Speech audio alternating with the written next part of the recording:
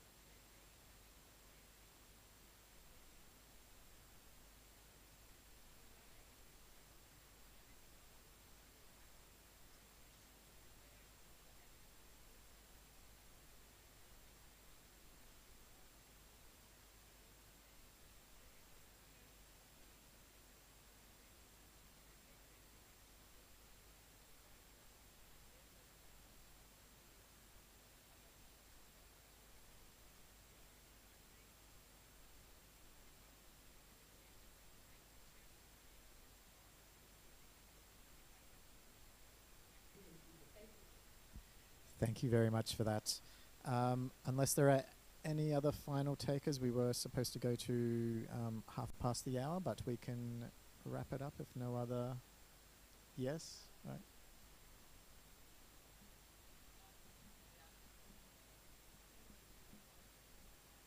Can we get the microphone?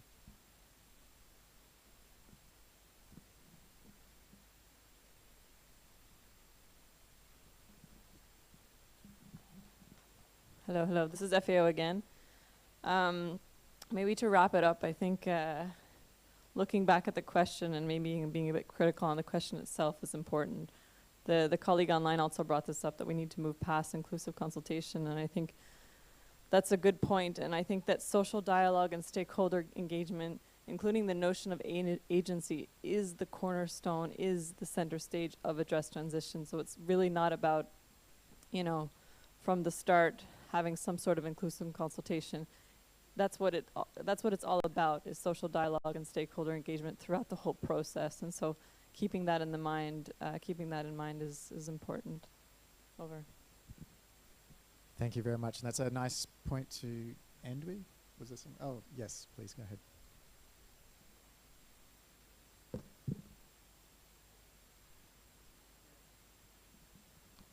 And just introduce yourself too. Yes, thank you very much, Tom, from Germany. And I guess I can sign basically everything that was said already in the room. But one aspect I think is very important also to define here, and that is the FAO wrapped it up pretty well. And I'm sorry that I'm calling you by your organization.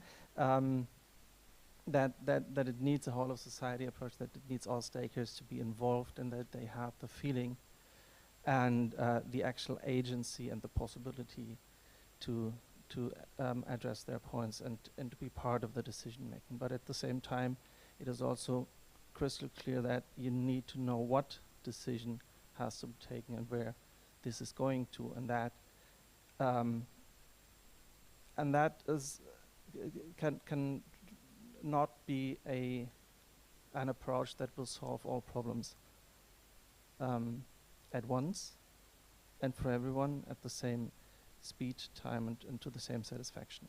I think that needs to be clear. You also need agency of decision makers, and you need agency for a goal that needs to be achieved. And for example, coming back to the point Colombia made, and it is, I think, the greatest challenge you can face, that you want to do a just transition, and initially the revenues that would be the means or the commodities that you could use for this transition fall apart, because this is what you're transitioning away from, and this is a puzzle that needs to be solved, and the international economy is not helpful there the way it is working right now.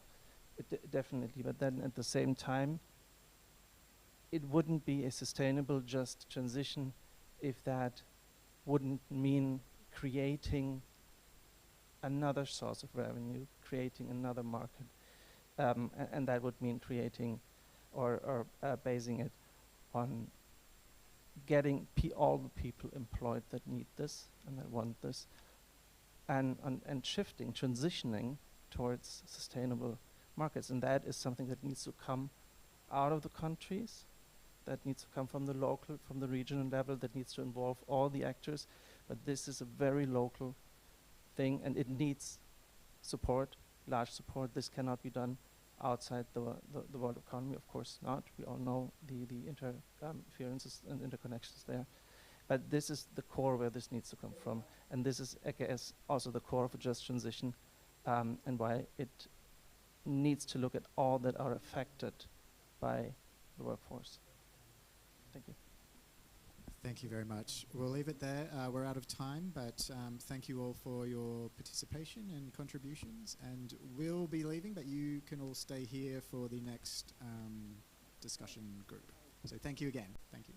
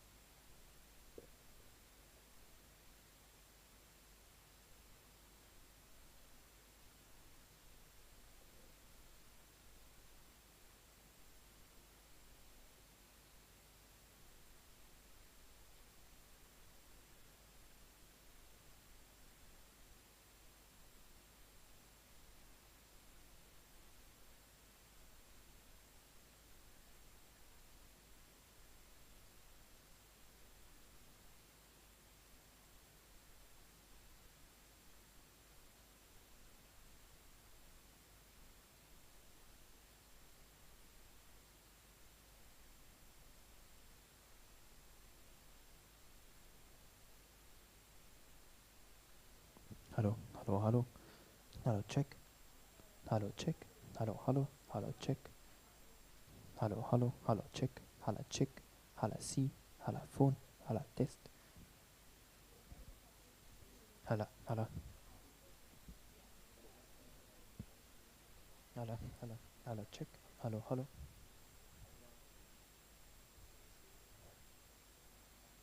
Hallo, hallo, check.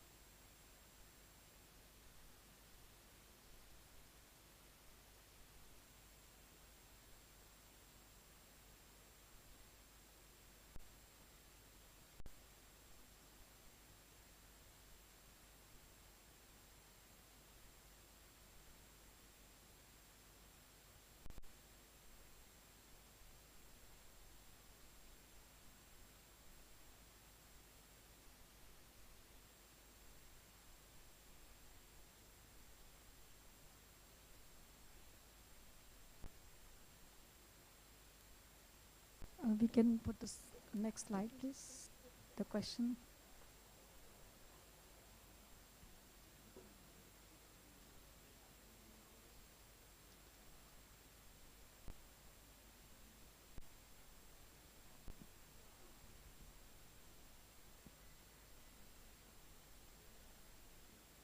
Computer is that side, no?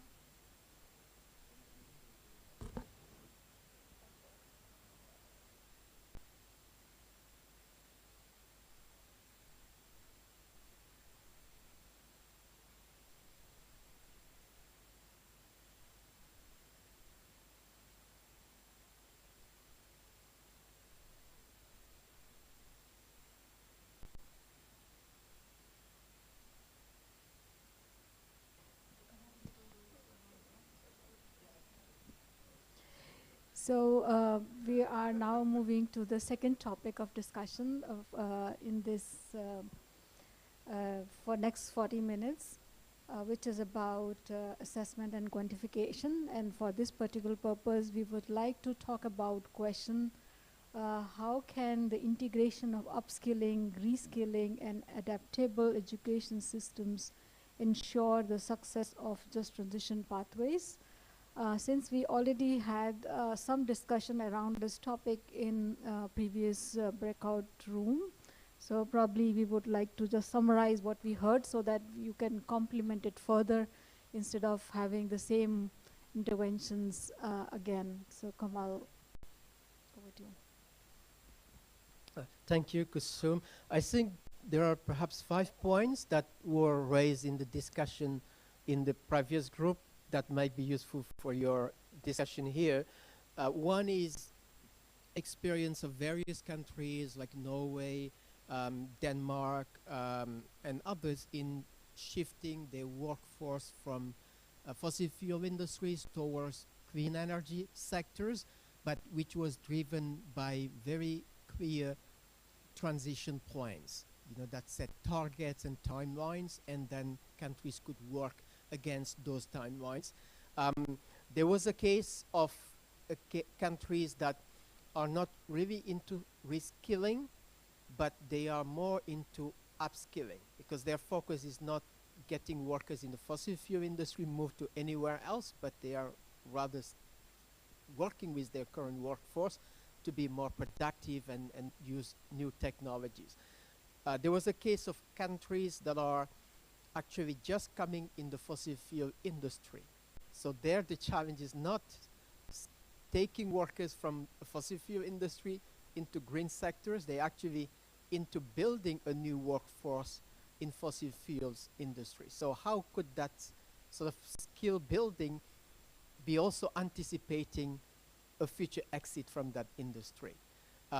There was a point of sectoral approaches that different sectors have different challenges, and that in some cases a given industry, like in the automotive industry, has so many different skills, from combustion engine vehicles to electric vehicles, that you cannot automatically take a worker in combustion engine technicians to move immediately, even though it is in the same industry.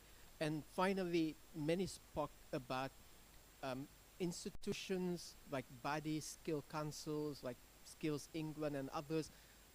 Canada has a story as well, where you have these sort of bodies that bring together decision makers. So yes, in a nutshell, these were some of the main points that they spoke about.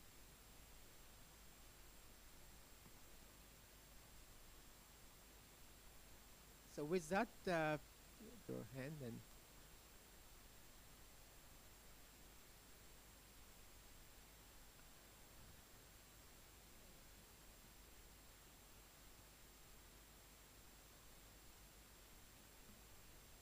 Hello? Hello, hello. I think it's working now, yeah? This is FAO. I like the question. Maybe I'll answer it maybe from the more micro, informal perspective, less on the more macro level formal education systems. But one thing that we're working on is supporting green jobs in agri-food systems. And in doing so, there's a strong focus on youth and women, but not necessarily prescribing them what they need to do as green jobs or what they need to do to be going into the more green environmental sectors, but it's providing them with soft skills training on, what is the environmental issues in their communities, a better understanding of decent employment, their ambitions, and really providing a participative approach in empowering them to make decisions on their own education, skills, and employment aspirations. And so one of the projects that we're working on provides them with soft skills training on all these topics, and then encourages them to identify employment opportunities to address local environmental challenges and food security challenges, and then have them also communicate to us and also to community members what type of employment opportunities, skills they may need to go in that direction. And so again, this is a more informal educational approach and really at a community level, but just to kind of emphasize that even when it comes to scaling, I think having it a participatory approach involving young people, bringing forth that notion of agency when it comes to what they want to do and how they want to partake in problem solving around environmental issues, no matter what the sector is, I think can also be a method of empowerment and a way forward. Thank you. Yeah, thank you, FAO. I think the notion of soft skills is important, and they also mentioned in the other group this idea of trusted messengers. Who is the one who can come and talk to workers, communities, and be accepted, which is so related to what you said. I see LGMA and then Colombia, please.